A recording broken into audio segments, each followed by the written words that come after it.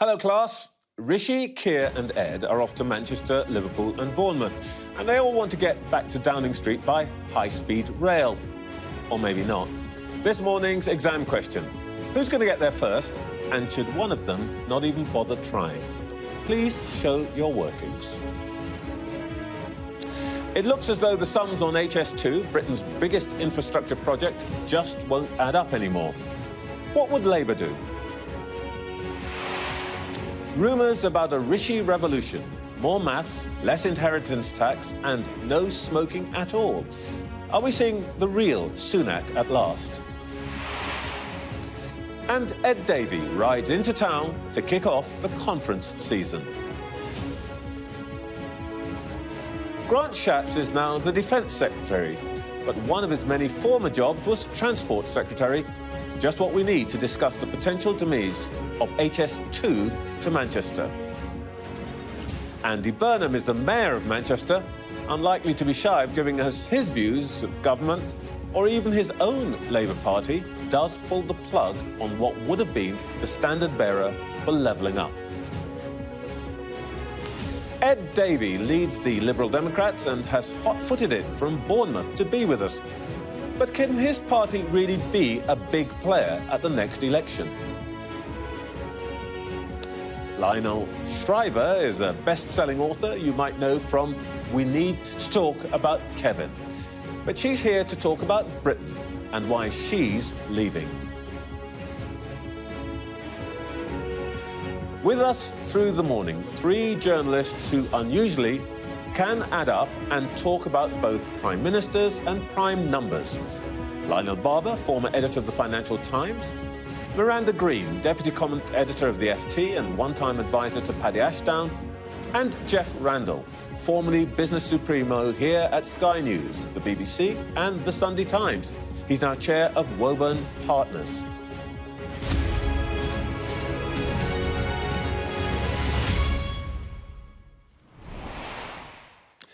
Good morning and welcome to Sunday Morning with Trevor Phillips. It's conference time.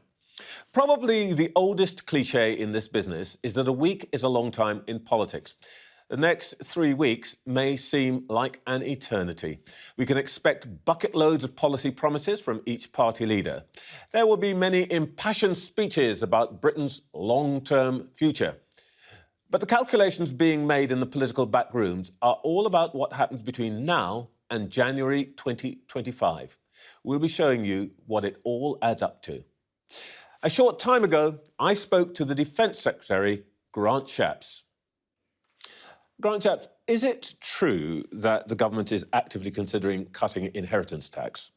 Well, you certainly have to wait for a budget or another event for the government to set out whatever the plans will be. I mean, look, generically, I'm in favour of all taxes being lower, but we've got to be fiscally responsible. We can't do that until money's available to cut whichever tax you have. But there is the active conversation on this.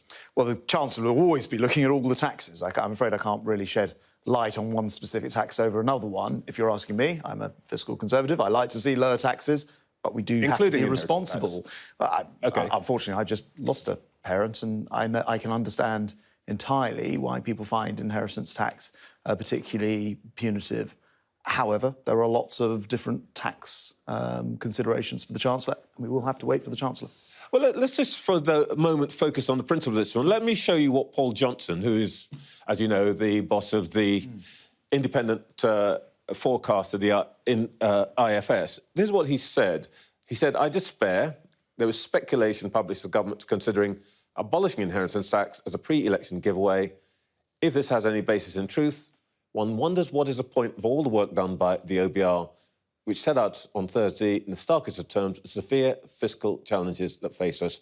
What is the question to which abolishing inheritance tax is any sort of plausible answer?" What is the question to which it's an answer? Well, look, newspapers spend their time having to fill the columns, right? And they write stories. I think that's a bit unfair. They don't write them just because they make it up. Somebody tells them this is having a conversation. I mean, I could name many, many examples of stories which have actually Okay, well, we on don't a do that at basis. Sky here. Of course not. But nonetheless, you're taking it from a story in the paper. Look, it's right that every single tax is kept under consideration. I mean, I just mentioned, I think that inheritance tax is particularly punitive and unfair.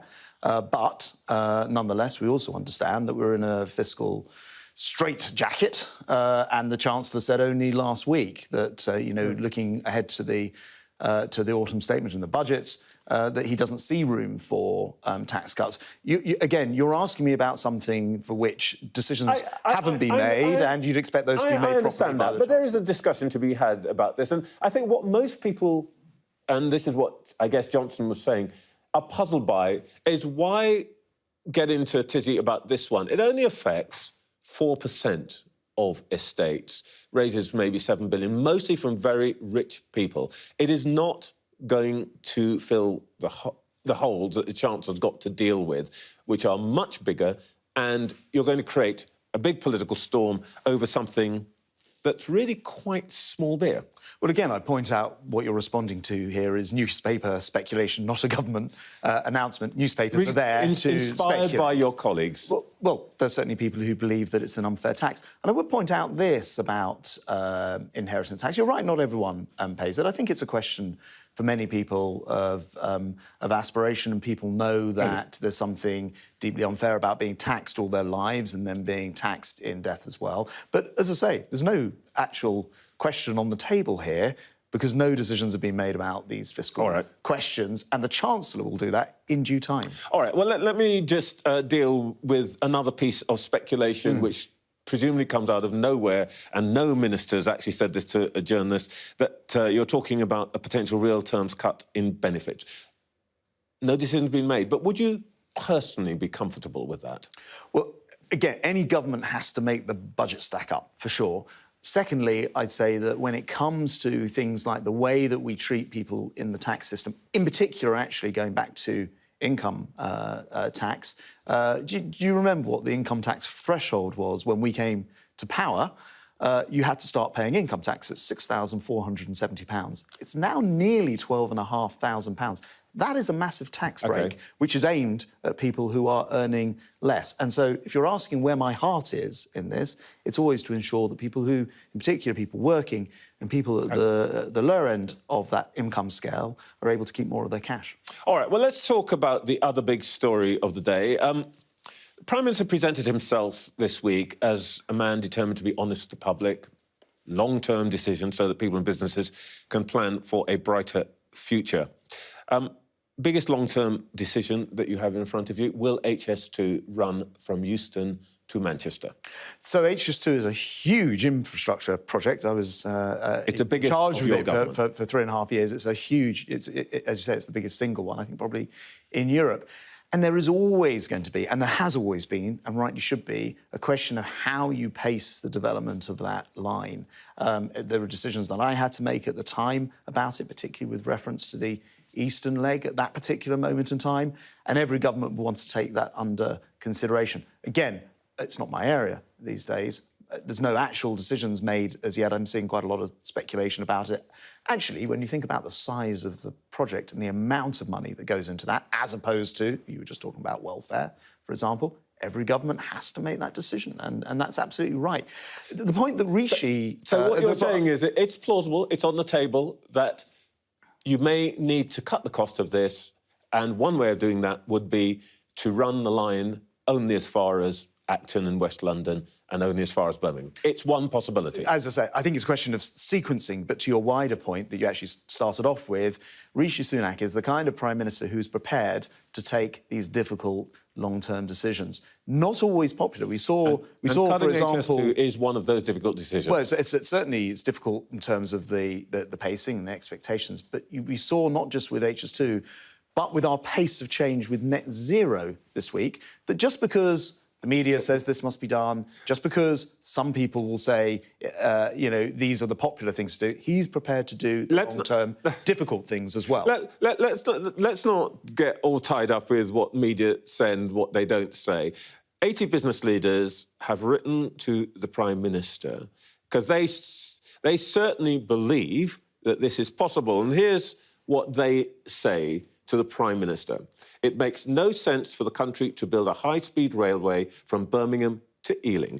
Now, you can say it's speculation, but here's the practical point. All of these people who have already sunk money into projects, expanding headquarters into Manchester and so on the government's say-so this is going to happen, believed that it was going to happen, and now don't think it will. And every answer that you give that doesn't give them reassurance costs money. So, is it going to run from central London to Manchester or not? Well, forgive me, I'm not the Transport Secretary. Those are decisions that the Transport Secretary and the Chancellor... It is a decision under active consideration. Well, as I say, it's a question of how you pace these things. And it's all very well to take an absolutist line and say, unless you do this thing tomorrow, you know, commit fully to all of this, whatever the project is, in this case, a very expensive railway line. But you can say that in isolation. What about the other issues that you raise? Those issues of the defence budget, for example, or those issues of... We're going to come to the wider thing. But the wider point I'm trying to make is money is not infinite. We're going to come to that wider thing. But I want to stick with business leaders, because these people have put real money into the ground. And look, here's the next thing that they say, the same letter. Over the last 2 decades, we've had repeated promises of infrastructure investment made to cities, including Manchester, Glasgow, Leeds, Sheffield and London. As business leaders, we have invested in our industries on the back of those promises. Now, you were the business secretary. You were the transport secretary. I'm assuming that some of those promises would have been made by you. And what these people are saying is, you told us it's going to happen. Now you're uncertain about whether it's going to happen.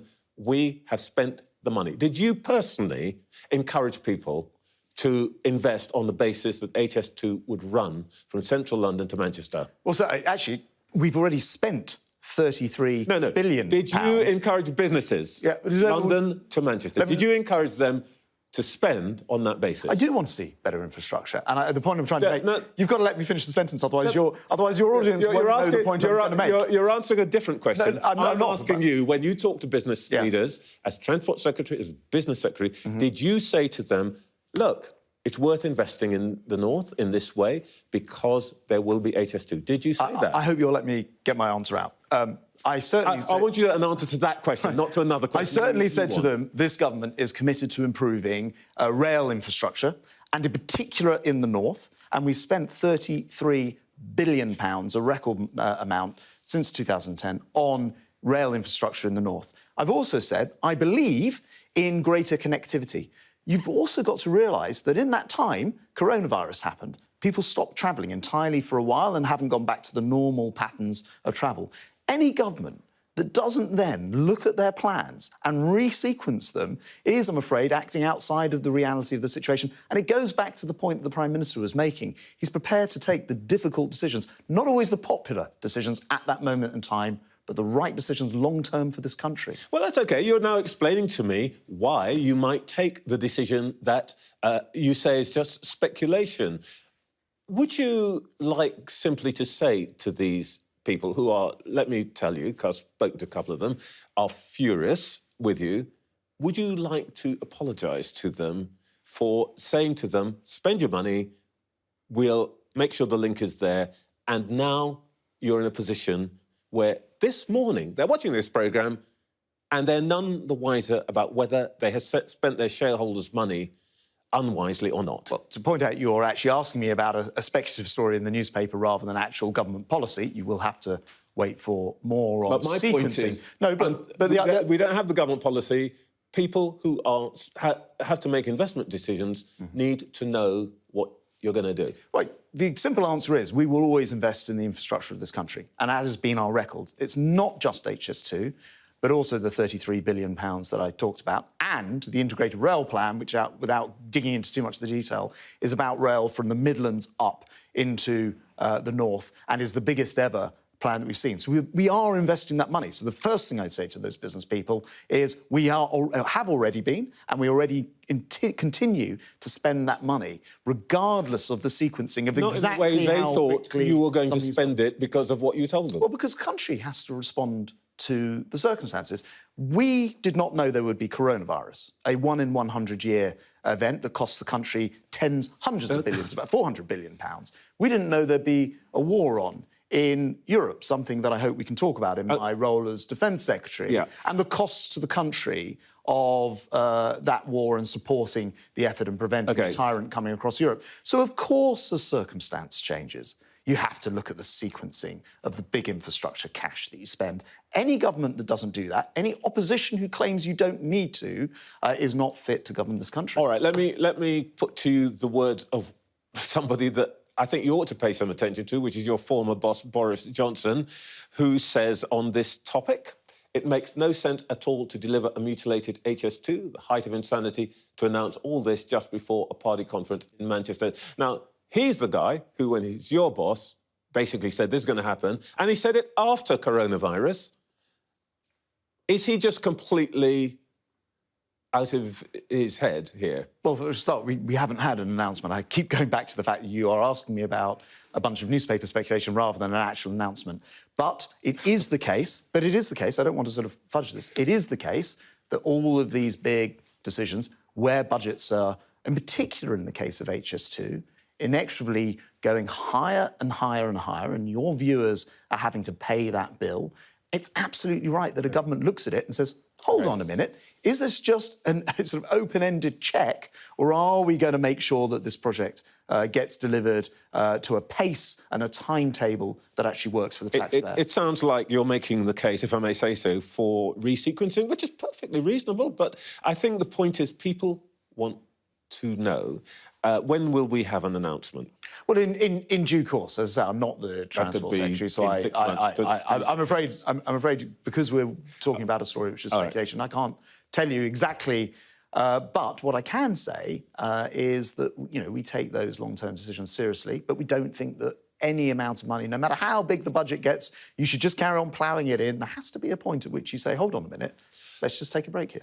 OK, you say long-term decisions, but I'll make one last try on this. The people who wrote to the Prime Minister would say, you talk about long-term decisions, but the long-term seems to get shorter and shorter, and you can't even stick to the ones that you made a couple of years ago when you were Business and Transport Secretary, previous to that. So where is this long-term thinking? Again,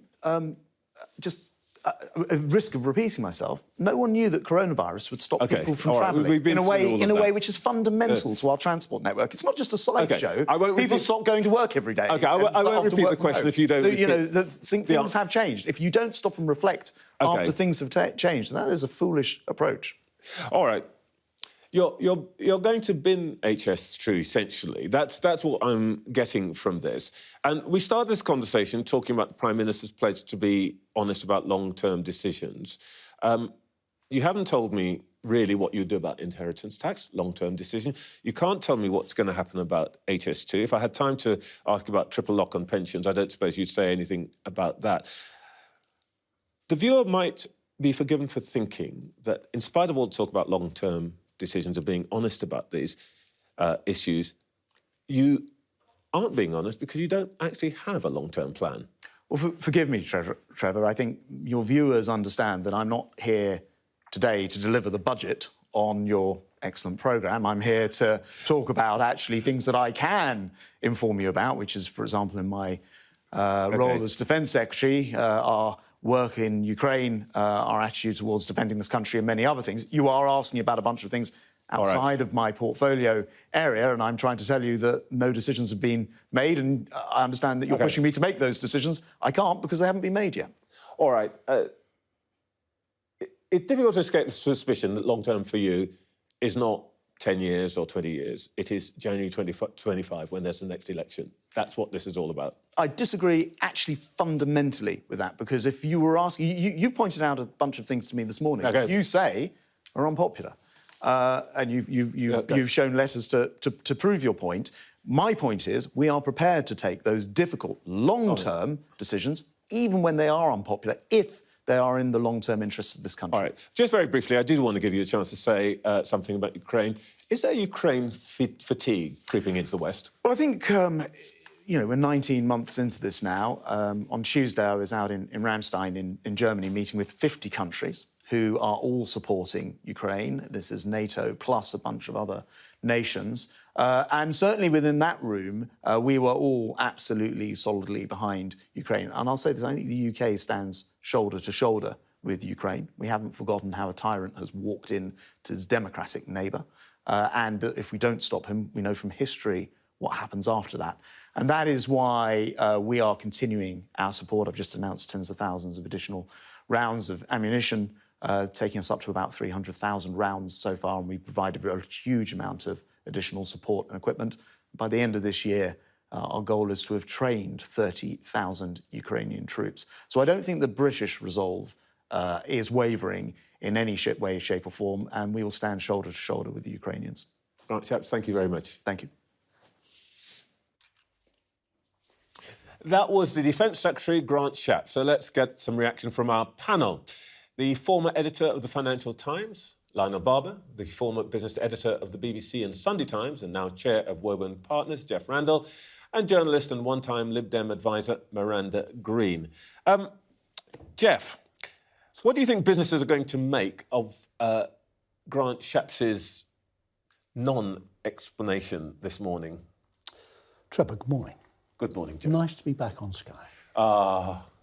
Back and home. What do I think about business and that interview? To be honest, I don't think that they will be surprised. I mean, you know, regularly you have the unenviable task of interviewing ministers who are determined to say nothing for 15 minutes. I thought we did it rather well, but clearly he was playing a dead bat.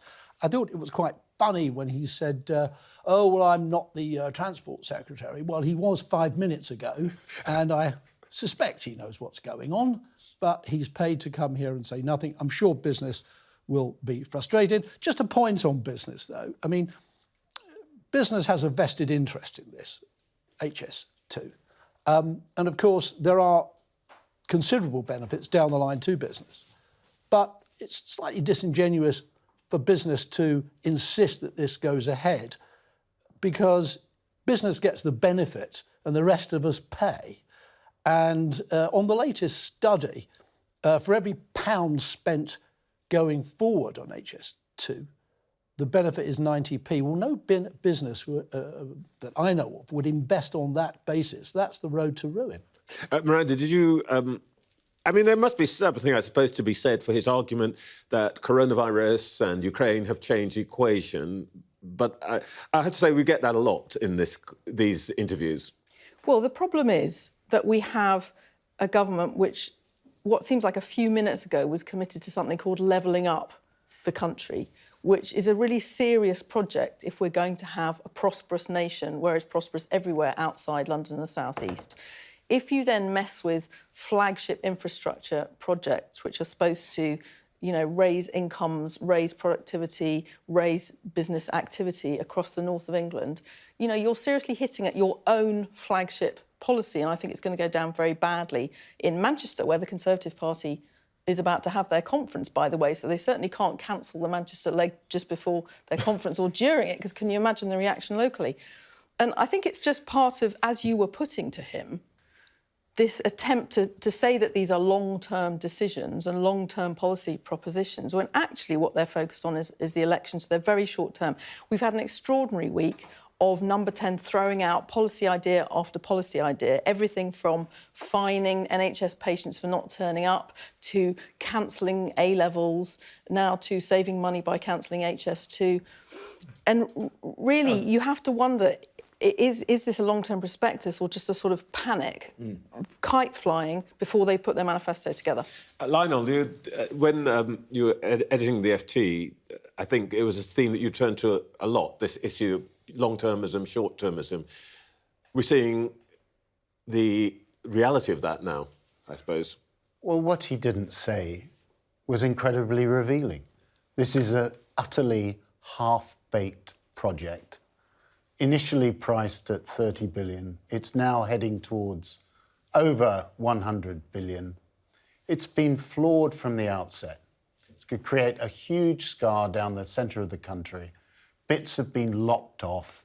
Initially, what would have worked is if we committed long-term to an integrated railway system not just in British terms, but linked to the continent. So you'd get on a plane, you'd get on a train, Edinburgh, go down through Manchester, London. You'd then go seamlessly on through the Channel Tunnel, Zurich, Frankfurt, you name it. This, by the way, has got nothing to do with Brexit. The other thing that he didn't mention was that they actually cut the bit in London, never mind the north, so that the passengers have to get, with all their bags, Euston to St Pancras. They've cut that bit. It's become actually an utter embarrassment, and it should be scrapped. Does any of you think it was a good idea from the beginning, in principle? No. I did. No, I did. I'm going to disagree with my eminent colleagues here, because I think that the northern cities of England cannot really function because they haven't got any sort of infrastructure that links them up. And, you know, one of the reasons why Sunak is now able to kind of focus on the motorist and trying to sort of weaponise the motorist in the run-up to the election campaign by going back on some of these green targets and EV vehicles and all the rest of it, is because if you live outside London and the South East, you are dependent on your car pretty much because the public sector, the public transport infrastructure is not there. So I think that actually, if we were to go back to the drawing board, as Lionel has said, you would design a proper set of link-ups in the north of England and maybe, you know, never have gone for the London to Birmingham. But it's not about 20 minutes, it's about capacity. There isn't enough capacity between England's first and second cities. So well, you have to address that. That is a point that a lot of the backers of HS2 make. It's not really about time, it is about capacity. And presumably that's a point for businesses, Jeff. Look, just because it's desirable doesn't make it affordable. And we talk about the cost here escalating from 30 billion to 100 billion. I bet if it did go ahead, 100 billion wouldn't be close. It would be much more than that. But the cost we never talk about is the opportunity cost. What could you do with the money? Now, I'm wholly in favour of the levelling up agenda in the north. I think we owe it to the people in the north. We made promises. And they voted for this government on the basis of those promises. But what else could they do with the money? Hospitals, schools, roads, rail infrastructure. Just on transport, there is a school of thought that says don't spend money on London to Manchester, spend it on Liverpool to Leeds, for example. Absolutely. Fine, I'd be happy with that. You'd be happy with that. But that is correct. I mean, to actually spend billions to save 12 minutes or whatever it is from London to Birmingham is irrelevant. And to Jeff's point, if you think of the money that could be spent on other projects, think about broadband, networking Britain, where Grant Shapps is actually correct. Post-COVID, people working from home, the commute is somewhat of an old-fashioned concept. Just on that point of opportunity cost, Grant Shapps' new department spends 50 billion a year, give or take. £1 or £2. This is energy and... No, this is defence. Defence, sorry, beg your pardon. Yeah, yes. Exactly. So our entire defence... He was energy. I keep forgetting. Grant Shapps has spent an average of 10 months in every job. So series to series, you're never quite sure what Grant Shapps is coming in to be. Come on, Trevor, keep up with the programme here. Look, so he's got a budget of 50 billion for Britain's entire defence system. And we're talking about adding another 80 billion onto HS2 if it went ahead in full. I mean, I just don't think this makes sense for the country as a whole. And for the people in the north, the Tees Valley Mayor said, if you give me 1% of the HS2 budget, I could transform transport in my region. Trevor, again, Boris Johnson conducted a review of HS2 just 4 years ago. I mean, sorry, 3 years ago. They don't know what to do with it. No, Boris Johnson is still pro. Put it out of its misery. Let me come back to you, Miranda. Besides HS2, we're seeing today, and I know Grant Shapps says it's all speculation, as though no minister ever talked to a journalist. I suppose none of you has ever been briefed by a journalist, I know. No, never. But let's suppose... Been briefed by a politician. Let's suppose we live in a world where journalists actually know what is being said, and they write stories that say... potential smoking ban, potential cancellation of A-levels for something else, a baccalaureate and so on. Are we beginning to see the real Sunak here, Miranda? Well, first of all, just so that your viewers are not left in the dark, what happens is that the Sunday papers are briefed by the government. And that's why you find stories about inheritance tax changes on the front pages of several of the newspapers. Gosh, it's not some bizarre accident. So I'm shocked. I'm shocked at this suggestion. Exactly. Grant Shapps is shocked that there's gambling going on in a casino, frankly. So let's put that one to bed. On the issue of inheritance tax, yes, Number 10 does seem to be deciding, and whether it's Sunak himself or a combination of Rishi Sunak and his Australian advisor, Isaac Levido, they are gearing up for what can go in the Tory manifesto. They're absolutely desperate not to come up to the general election with Rishi Sunak and the status quo versus the Labour Party and change. So they are trying to come up with a set of policies and proposals that make it look as if Rishi Sunak can start a new era should he be granted another spell in Downing Street by the voters.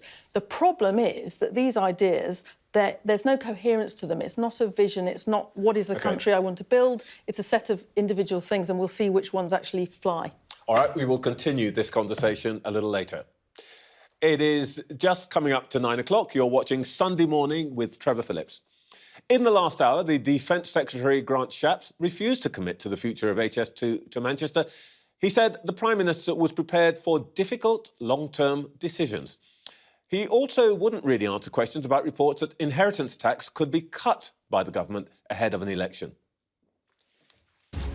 In a moment, we'll be live in Bolton to speak to the Mayor of Greater Manchester, Andy Burnham.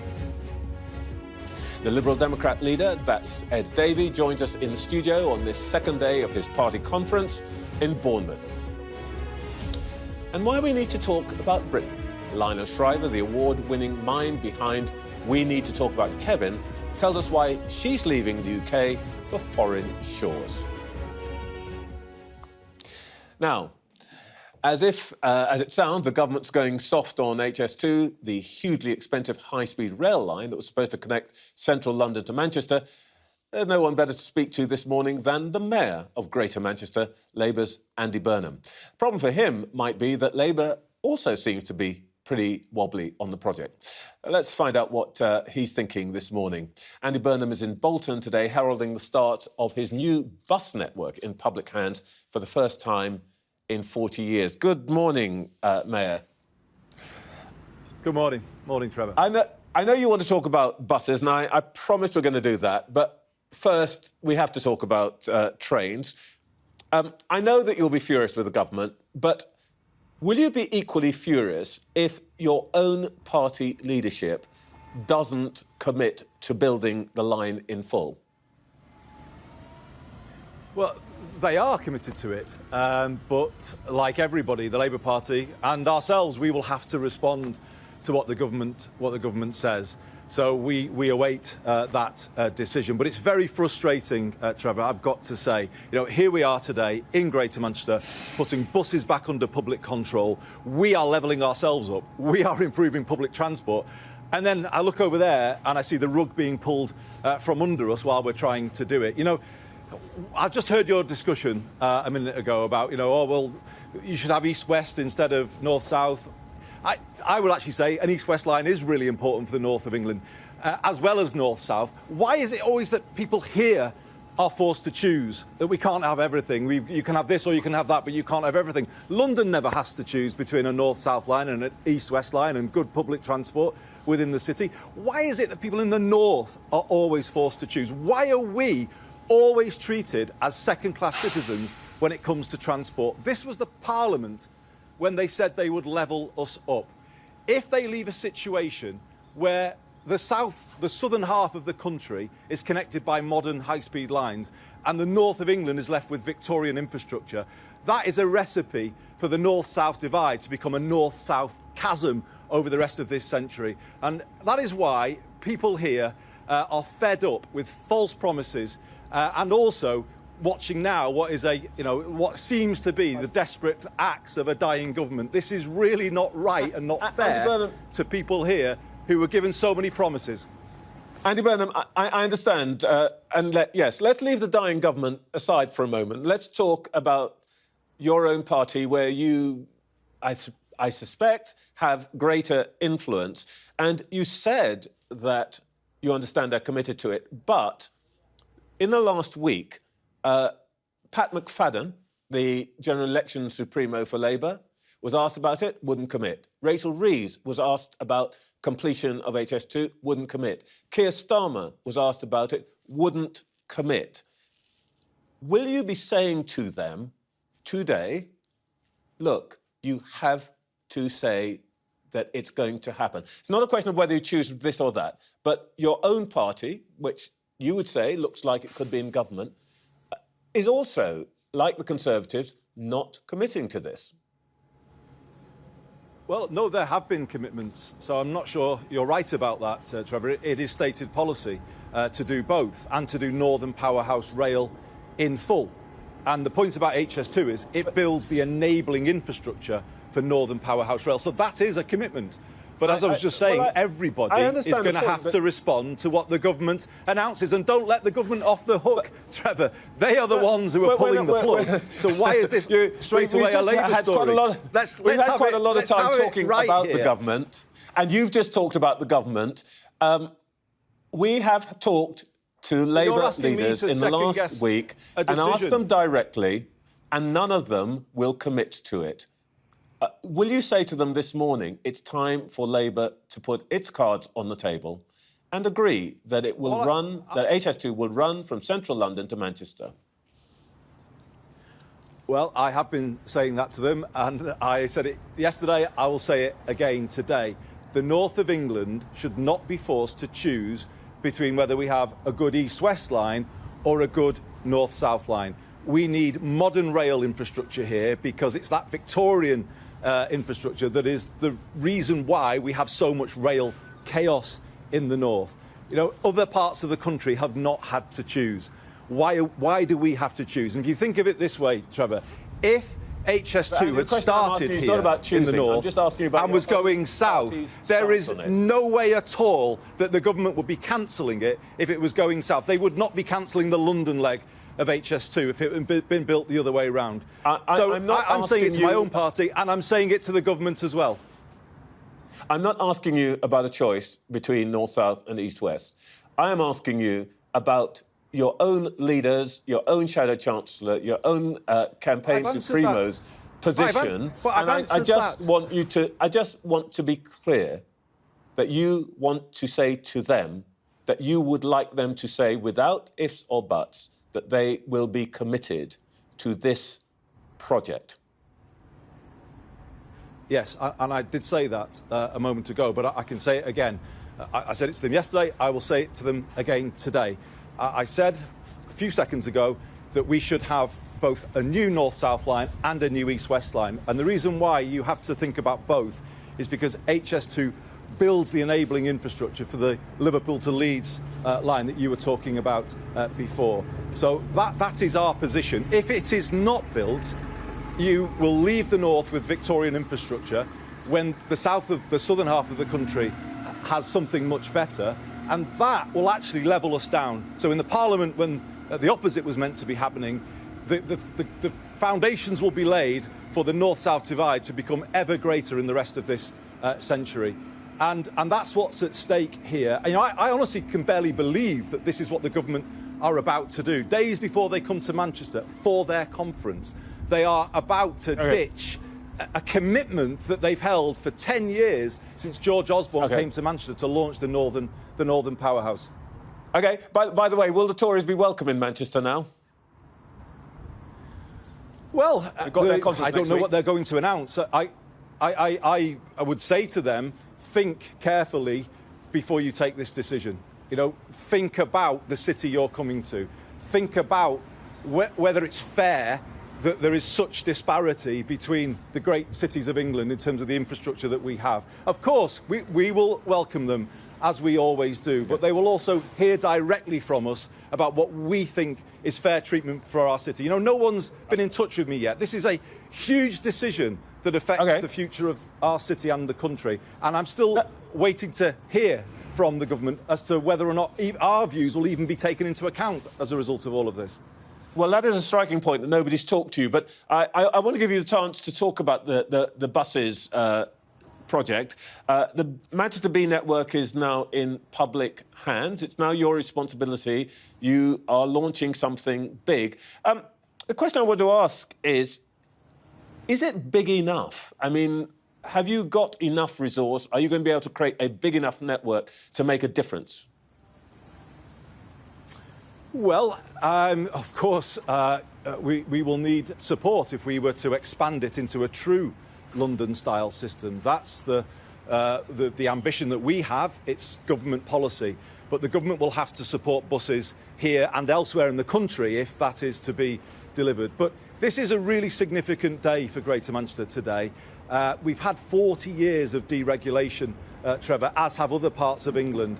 And bus services have gone backwards year after year during that time, to the point where the network has really shrunk back. Overall, passenger journeys have halved in the 40 years of deregulation outside of London.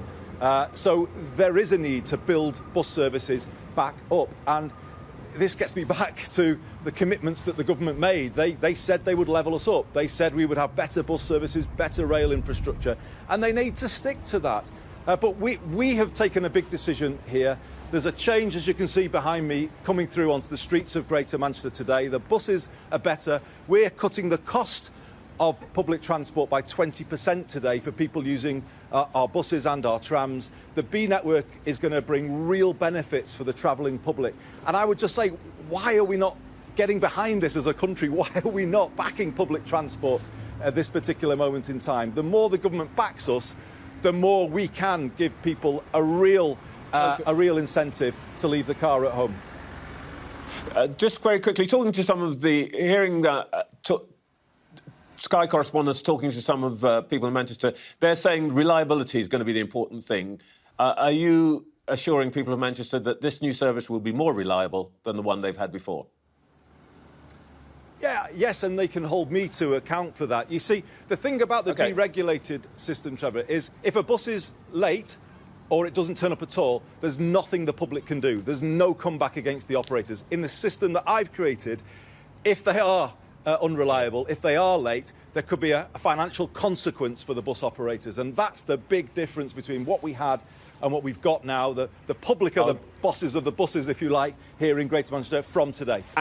Andy Burnham, thank you very much indeed. We will no doubt be seeing you in Manchester next week. Thanks very much. Well, let's get some more reaction from our panel. Lionel Barber, Miranda Green and Jeff Randall are with me. Lionel, Andy Burnham was pretty reluctant to address the fact that his own leadership doesn't really want to commit. This is quite an unhappy situation, isn't it? Yeah, he's uncomfortable. But that's because Rachel Reeves, Keir Starmer and the election supremo that you mentioned, Pat McFadden, don't want to tie their hands on spending, and they are desperate to make sure that they appear responsible. They're drawing a direct comparison, it's sort of day in, day out. It's one of the reasons, by the way, I think they're still 20 points ahead in the polls, between competence and responsibility compared to chaos that we had last summer under that brief premiership led by Liz Truss.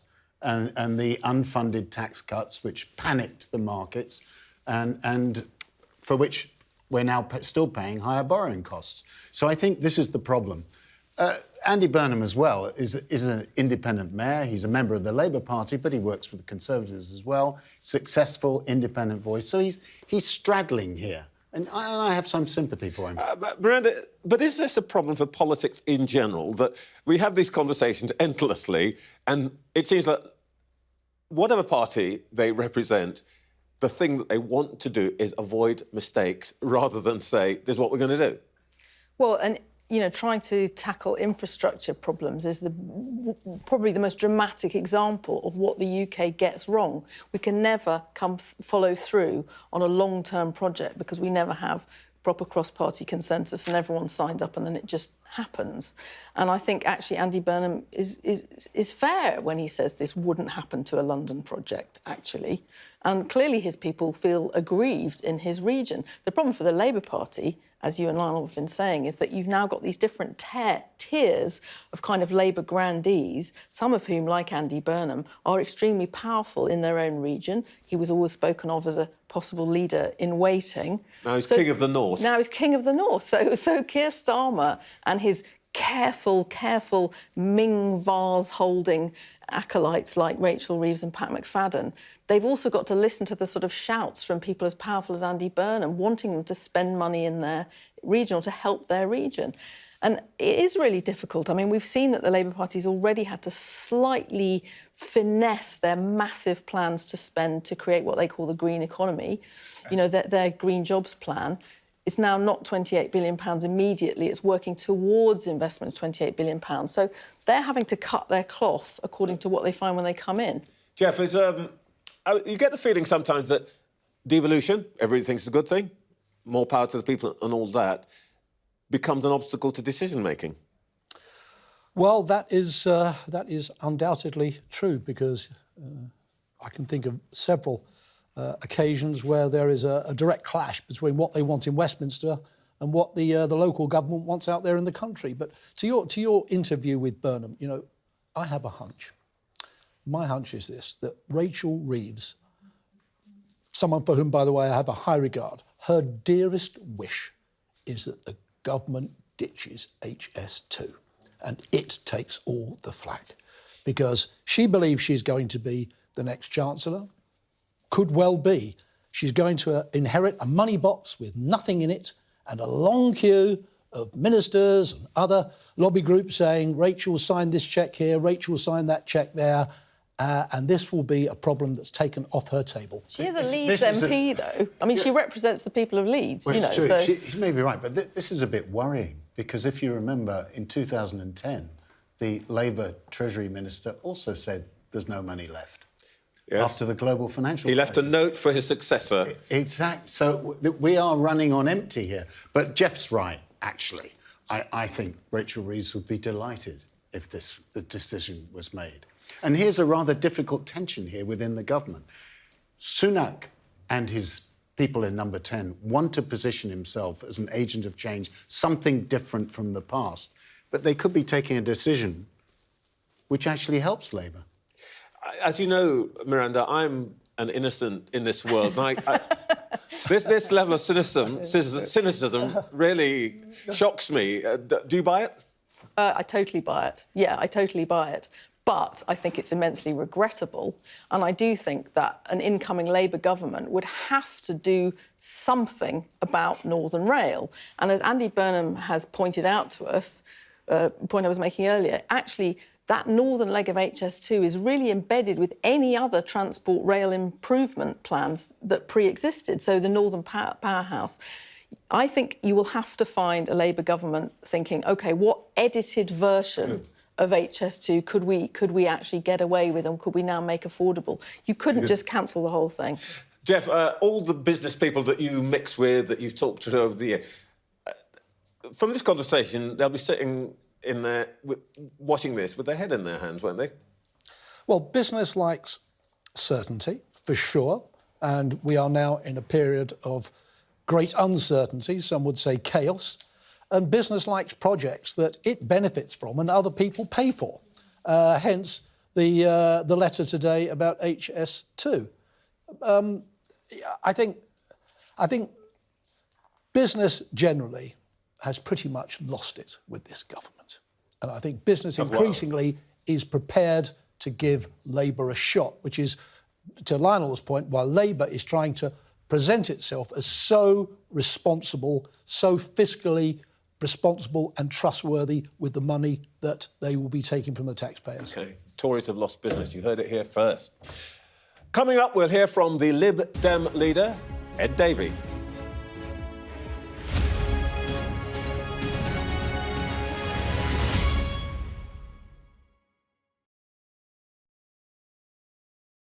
I'm Helen Ann Smith. I'm Sky's Asia correspondent, and I'm based here in Beijing. My most memorable story was covering the extreme zero COVID restrictions. A massive COVID wave is sweeping this city. but officially, almost no one has died. This is a 4-lane dual carriageway, completely shut off. Some things are being allowed in, but actually the only thing we've seen coming out is an ambulance. The message from China is clear. This is a modernised military, absolutely able to fight an international war if needed. Is this military ready? We are prepared to face every kind of challenge. My biggest challenge is adequately telling the stories of the Chinese people, even when the authorities would prefer me not to. Hey. By the rules, we are allowed to film in the streets. To the left. I will always remember the atmosphere at the Shanghai protests. It was an electric mix of excitement, fear, and defiance, and a sense that history was being made. It's hard to express just how incredibly unusual these scenes are in China. There are people who are afraid. On the streets of Xinjiang, there is still a tension. Heavy police, a sense they're always watching. It's really an incredible eeriness to this place, and it just is completely abandoned. The Chinese housing market, for so long a driver of growth, is now a real liability. We take you to the heart of the stories that shape our world. It's actually hard to describe the cold here. It's so intense. It literally takes your breath away. I can't tell if I'm moving it or it's moving me, but it's a very strange feeling. The world is watching what's happening here.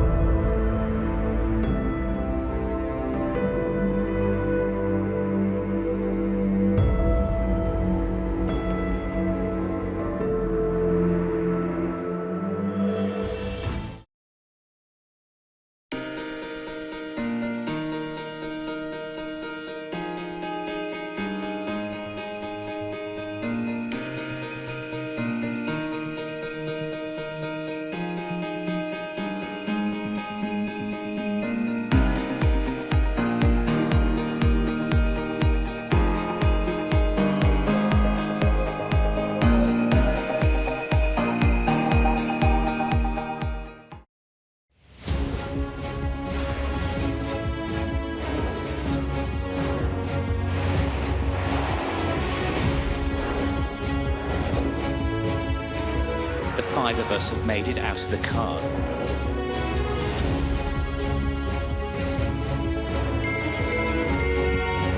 Welcome to Backstage, the film and TV podcast.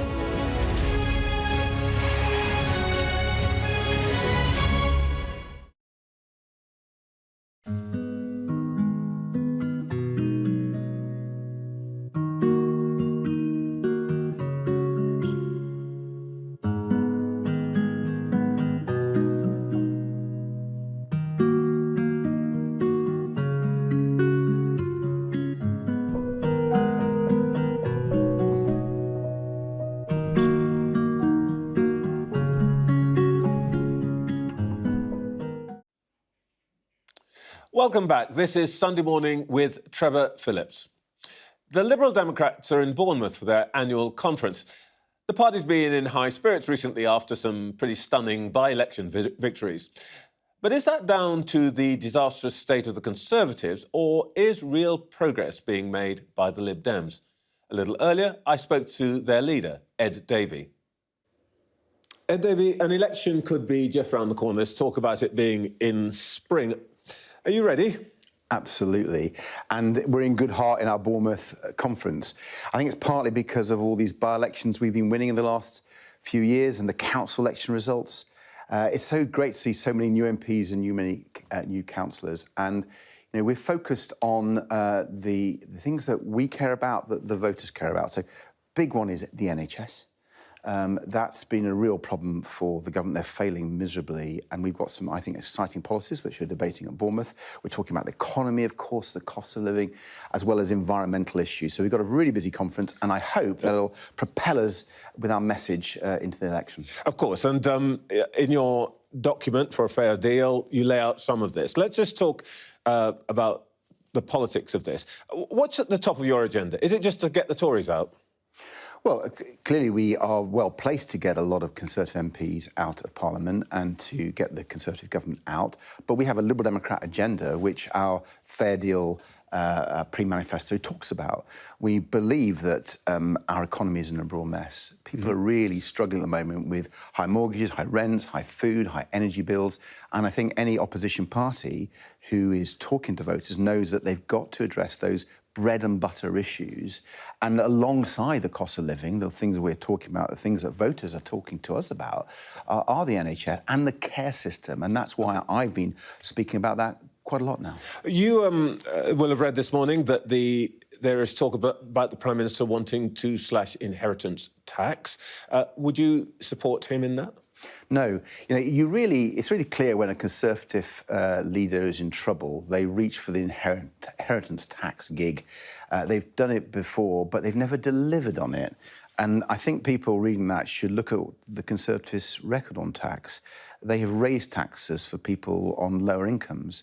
And the idea they should now be talking about inheritance tax is quite preposterous. It would be a tax cut for the wealthiest. And what Liberal Democrats have done when we had the chance, we took the lowest paid out of income tax by raising the income tax allowance. Look what the Conservatives have done. We took over 3 million people out of income tax completely. Okay. The Conservatives have frozen that, and they've dragged the lowest paid back into income tax. That is a dramatic difference in terms of our priorities and the Conservatives, and that's why we talk about fair deal with real substance on those sorts of issues. I want to come to the fair deal thing, but let's clear the air on one thing before we go on. You've already implied that you've got your policies, but part of it is that you want to be very different to Conservatives. If you look back now, you're a minister throughout the Conservative-Liberal coalition, you were Energy Secretary.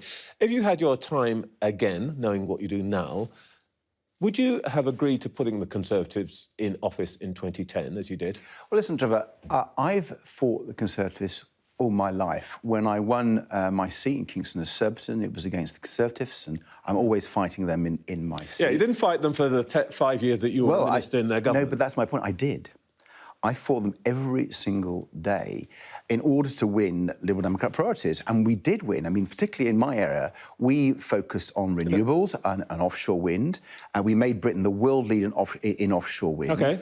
And that was in the face of Tory opposition. If you remember, take yourself back to those days, George Osborne and people like him were trying to stop me as a Liberal Democrat minister taking forward that agenda, and we won. I fought them and we won. And, you know, that's what we're doing. We're doing, in whatever situation, we will strive to stop them doing what they want to do and make sure the Liberal Democrat agenda, whether it's on fairness, whether it's on the attacking climate change, those sorts of policies come through. I get the point then. There's no objection in your part, in principle, to being part of some kind of coalition because you can fight from the inside. Let's go back to talk about what you want, which is in your, as you called it, the pre-manifesto document. I looked through the 50 pages of policy, and you said it's a blueprint. You've talked about the NHS already this morning. One of the things that you do highlight in the document is the triple lock on pensions. Yeah. And I just want to be clear, because you'd be the only party to be clear about this. Would you want to keep it if you were a Lib Dem government or part of any other kind of government? Yes. Under any circumstances, you will keep the triple lock. Please, can I explain why? Because it's not just some random thing. The Liberal Democrats first came up with the triple lock. It was a guy called Steve Webb, who became Britain's best pension minister, and we introduced it. Tories weren't keen on it, we introduced it, and we think it's been very successful. And let me explain why, the background.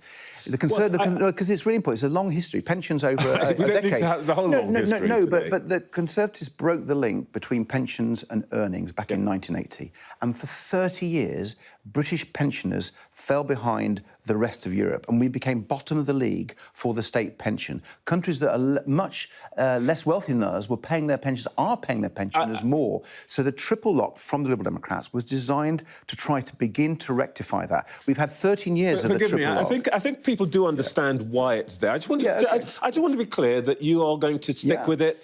I hope you can see the passion the IFS says behind it's going it. to cost 45 billion, and I just want to get clear, you want to stick with it. Let's talk about a second thing that's in your 50-page document. You're promising 150,000 new council or social housing homes each year. Would any of those be built on the Green Belt? Almost certainly not. If you take our experience in my constituency, we're already building new council houses. You're in Kingston, in southwest London. And we're building it on brownfield land. And I have to declare an interest. My wife is a councillor in my constituency, and she's leading on housing. And I'm really proud of what she's been doing. She's now got a programme of building new council homes on brownfield sites, which is the largest programme for over 40 years. We're hoping to build 1,000. And, you know, I'm so proud of her and what the Liberal Democrats are doing. We're showing that our policies can be enacted. So if I live in the Green Belt and there's a Lib Dem government, I can be absolutely certain you're not going to be sticking a housing development next to me. Keir Starmer says that Labour would consider building on the Green Belt, and he says that he's backing the builders, not the blockers. You OK with being a blocker? I want to be a builder, but in places where people want houses built. The key thing is to make sure we get the right houses, which means that some have got to be more affordable than the ones that the developer-led approach from the Conservatives produced. But we want to make sure that it's sustainable too. And there is, you know London very well, Trevor. I do. Across London, there's so many brownfield sites that have not been built on, where it's perfect for building houses. All right, I'm hastening you along because you've got limited time. I've actually read through your document, and there are a lot of promises like this. In fact, I counted 24 spending promises, which run... That's quite standard, each of which are in the hundreds of millions, including 1,000 more doctors, and there's some which are a billion extra pounds for farmers, £10,000 for every adult to spend on education and training during their lifetimes, add up to 10 billion a year, or thereabouts. The question that most people will ask, and you're not saying we might, the document says we will, I counted 36 times. Most people are going to ask, how are we going to pay for all of this? And what I think is really interesting is that, uniquely in politics, you tell us, you say that you are going to raise it through taxes. What taxes? Well, let me take you through the spending program. No, don't take me through. Tell me how you're going to pay for it. Which taxes are going to pay for these tens of billions of promises? I'm very happy to do that, but it's not all being paid through taxes. That's going to be my point. First of all, a lot of our spending actually saves money. Take our proposal for free personal care. It's got a price tag of 5 billion. You probably read that in that document. But it also saves a huge amount of money on the NHS because people can leave hospital more quickly, so they're not taking up expensive bed space. You hope you'll save that amount of money. You don't know that, do you? Well, a lot of it, I listen to people who've studied this in great detail, and I take what they say very seriously, and that they believe that we can save up to £3 billion from the NHS and the budget on care homes. So I think that's very sensible. You can get better services, you can help the NHS, and you can save money. That makes sense, surely. And, you know, I'm really pleased you've read our document, because when we publish the manifesto, there'll be a fully costed manifesto. Oh, really? Yeah. It'll all be full. Actually, the reason this is important, let me remind you of what you say. We will make sure that day-to-day spending does not exceed the amount of money raised in taxes over the medium term, with additional flexibility during periods of economic crisis. I read that as saying that you're going to pay for it through taxes. So let me come back to you. Will you be raising taxes, particularly income tax, to pay for all of that? Your predecessors, Paddy Ashdown, said a penny on the pound for education. Nick Clegg wanted a mansion tax. They were very honest. They said, we're going to have to pay for these things. Are you going to want new taxes to pay for all of the things that you've just talked about? Well, I'm very happy to come to taxes, not least because I've been talking about that during the Parliament. I think at the moment, in a cost-of-living crisis, it would be wrong to ask families for more tax. But what you can do, and I've been saying this for a few years now, is there are businesses out there who are making a huge amount of money and who could pay. And let me give you some real concrete examples. So I was the first, and Liberal Democrats were the first party to call for a windfall tax on the huge profits of the oil and gas companies in order to pay for some of our help for people struggling with their bills. The problem is there, Davey, windfall tax happens once. I mean, nobody is going to argue that the promises you make are nice things. The question that they want answered is that if you are serious about being in government, you have to say something about how you want to pay for it. Your predecessors did, and thus far this morning, what you're telling me is that it's all going to pay for itself magically. No, because I was going to come to something else, but you interrupted me, but that's fine. That's fine, Trevor. Another tax, which isn't a windfall tax, although a windfall tax could raise a huge amount of money, is our proposal to reverse the tax cuts that the Conservatives have given to the banks. That's about £4 billion a year. So that would be a significant change. I think the banks are making lots of profits. I don't see why the Conservatives think they're worth huge tax cuts. All right. The one thing you haven't said, just very briefly, is that there'll be... you said there's going to be no deals, no pacts. Don't need to go over that. But in truth, the way that you will exercise influence is in some way by supporting potentially a Labour government. Not going to talk about that at all. The way we're going to exercise influence is if we get lots of Liberal Democrat MPs elected at the next election. And what I'm not going to do is what I Your could share of the criticise... polls has not risen at all in the last couple of years. You're still around the 11-12%. In reality, you're going to have to share power at some point. Are you ever going to talk about that before the electorate has to make a choice? Well, you mentioned the last few years. Let me tell you, in the last few years, we have won 4 historic by-election victories. We've made huge gains in councils and councillors across the country. But I'm really proud of what we are doing. That's why we're so confident in Bournemouth. And when I look to the next election, I think we will win lots of Liberal Democrat MPs, defeating huge number of Conservatives across the blue wall that I've talked about a lot, and back in the West Country, where I'm so proud we're now winning in the South. I know, Lib Dems are back in the West Country. Ed Davey, thank you very much indeed. We'll talk again. That was the Lib Dem leader, Ed Davey. We'll get the views of our panel on that a bit later, but coming up after the break. The journalist and author Lionel Shriver tells us why she's leaving Britain behind.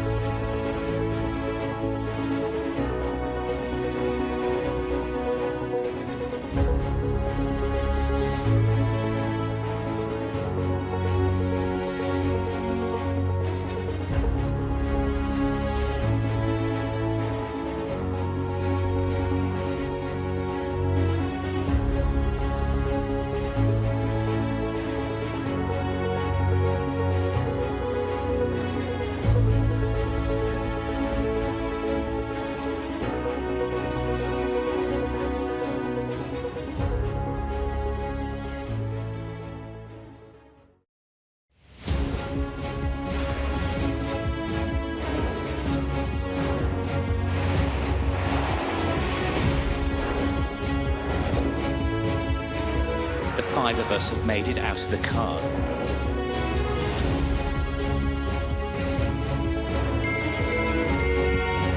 Welcome to Backstage, the film and TV podcast.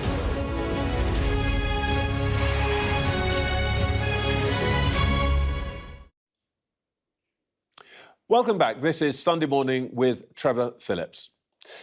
Lionel Shriver is the award-winning author of the best-selling book We Need to Talk About Kevin. But it's her often controversial views on Britain that have found prominence in recent years. She's railed against cancel culture and waded into what are called culture wars topics from trans to race. But now she's leaving the UK, and I wanted to know why. So she joins me now. Good morning, Lionel. Good morning, Trevor. Where are you off to and why? We're moving to a small town just outside of Lisbon in Portugal. And I guess the most positive motivation is that my husband and I have reached an age where we think we have one more adventure left in us. And it seemed more exciting and challenging to go somewhere new than to last out our final years in a place that we've become, if anything, too comfortable in. It's because you're too comfortable or because you've become uncomfortable in Britain? Well, it's a combination. I am distressed with what's happening to Britain, and first off, I should tell you that the idea of leaving here really tears me up. I've been here the vast majority of my adult life.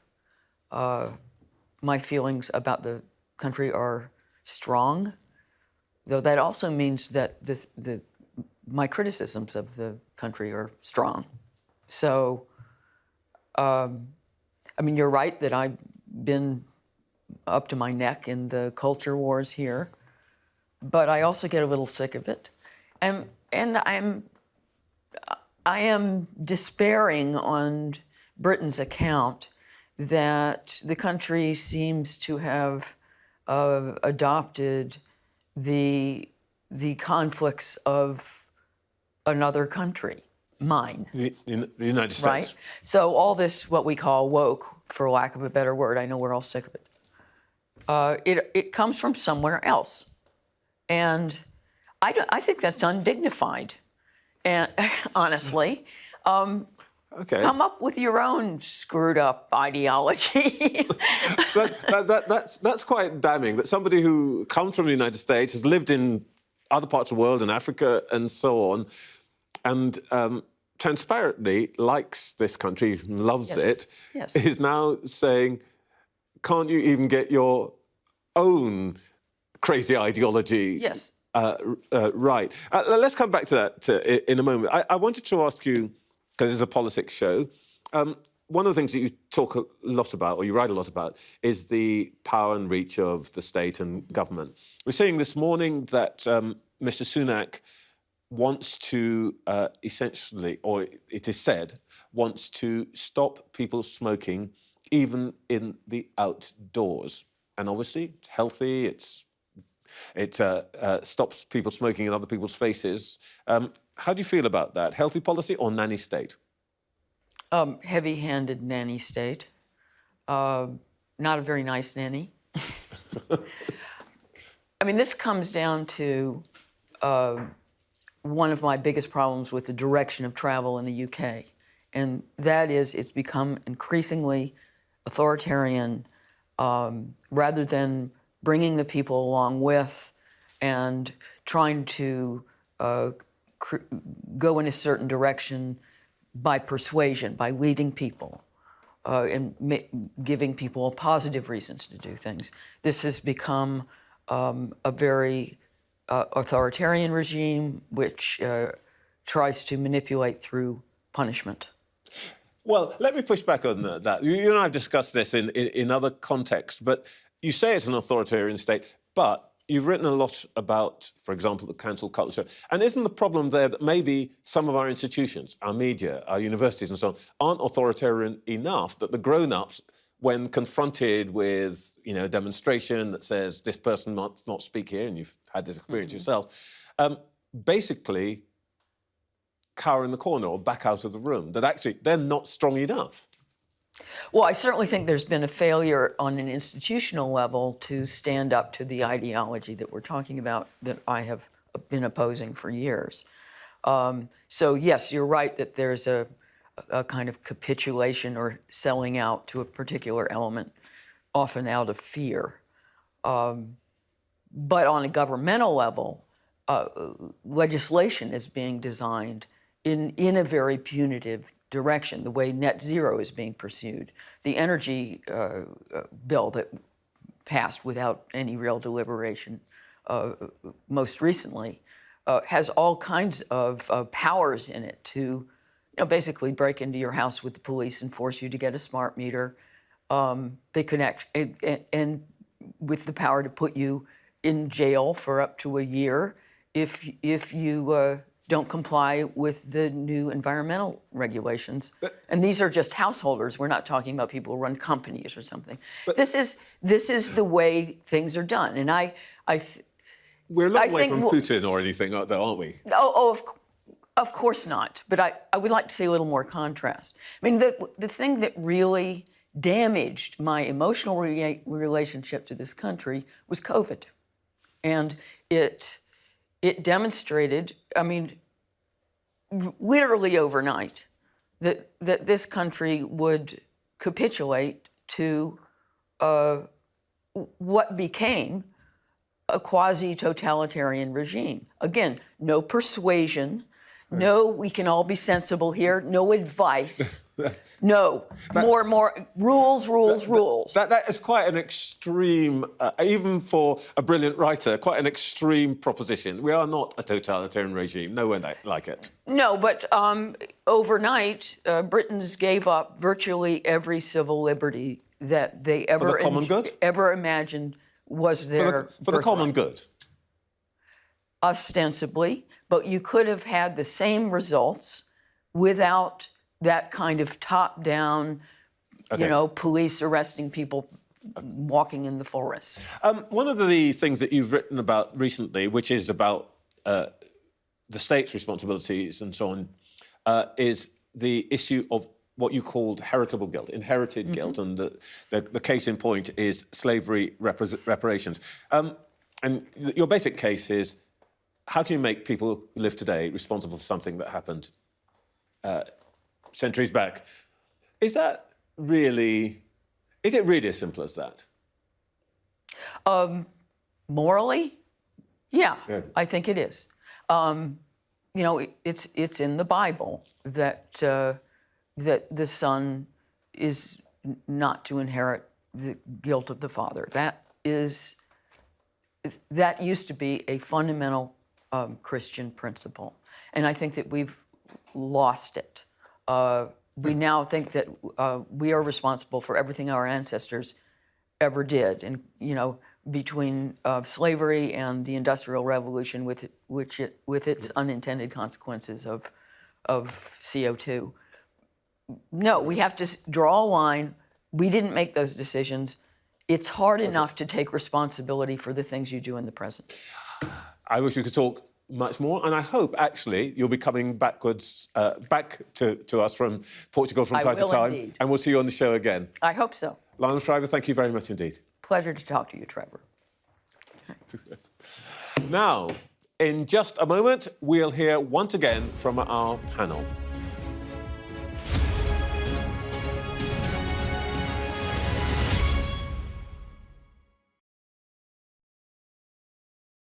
Well, the key findings were that the actual process of going through the criminal justice system and reporting to the police is really compounding the harm of the original sexual assault that survivors have experienced. I think one of the most disturbing findings is that 42% of the respondents said they didn't feel the police believed them. And that is so fundamental to how people are treated and also to how police officers go about investigating crimes if they don't start from a fundamental position that people are coming forward to tell the truth, that it's very difficult to report sexual assaults, and that actually the majority of people say the reason why they report is because they don't want it to happen to anybody else.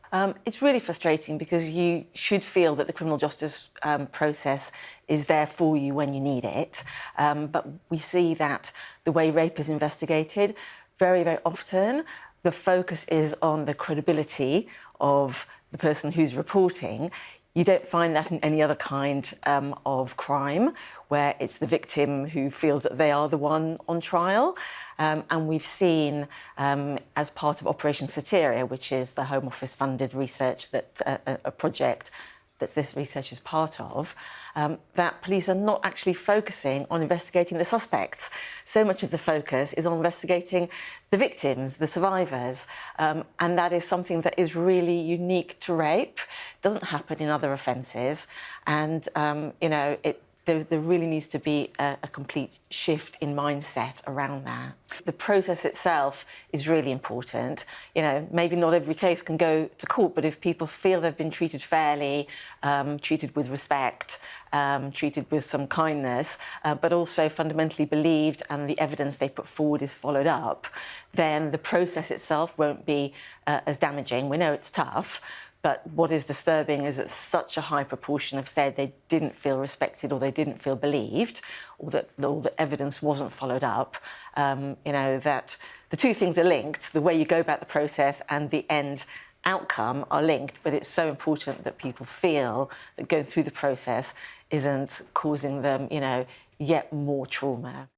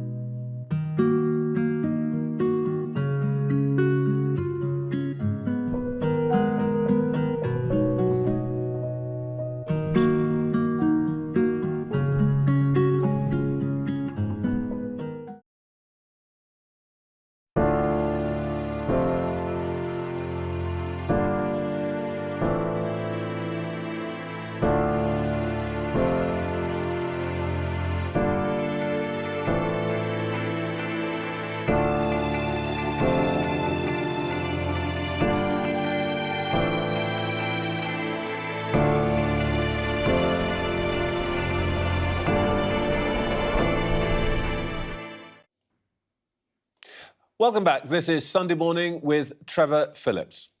Back to our panel now.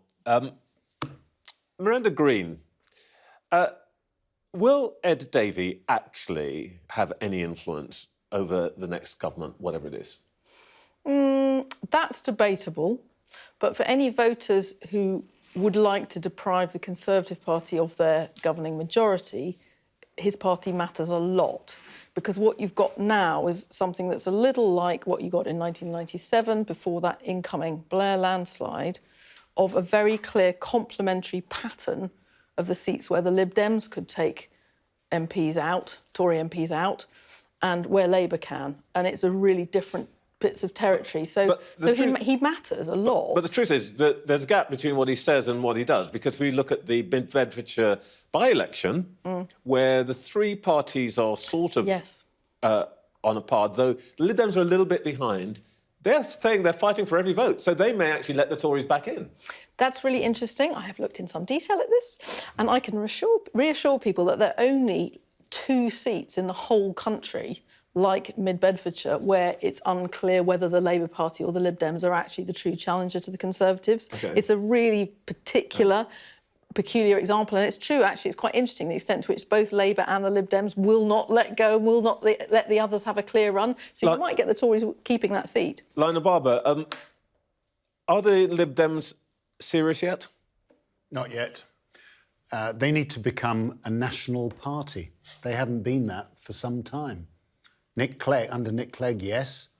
In the old days, when they had seats in Scotland, you remember, up in Orkneys, Borders, David Steele time, they were a national party. Now they're the party of the South. They had 11 seats, they've had a few with by-elections. The problem is that they're kind of local insurgents. Oh. Jeff, because we've got you on the show, I can't let you go without dealing with the person who many people think has determined the outcome of many of our previous general elections. Rupert Murdoch stepped down as head of his enterprise. Is that the end of an era? Is that the end of influence of the Sun and all of that? Well, look, first of all, cards on table. I worked for Rupert Murdoch twice. He always treated me with courtesy and respect, and I have a great deal of regard for him. One can only admire the energy of a 92-year-old who gets engaged for the 6th time, then cancels it after a month so he can run off with Roman Abramovich, his mother-in-law. Let's leave aside his basic rudeness. So the point I'm making, there's still plenty of lead in the pencil, it seems. And I find it very hard to believe that he will now drift off into the sunset to prune the roses. It's been a long time since the Sun determined an election. I would they agree did with that. wonderfully well after 1992 in bigging it up. They don't count. OK, so... Agreed. Rupert Murdoch, goodbye. Go and have a drink. You're not there. All right, that is it for this week, Sunday Morning with Trevor Phillips. Thank you so much for spending so much of your Sunday morning with us. Join us again next Sunday at 8:30. Goodbye.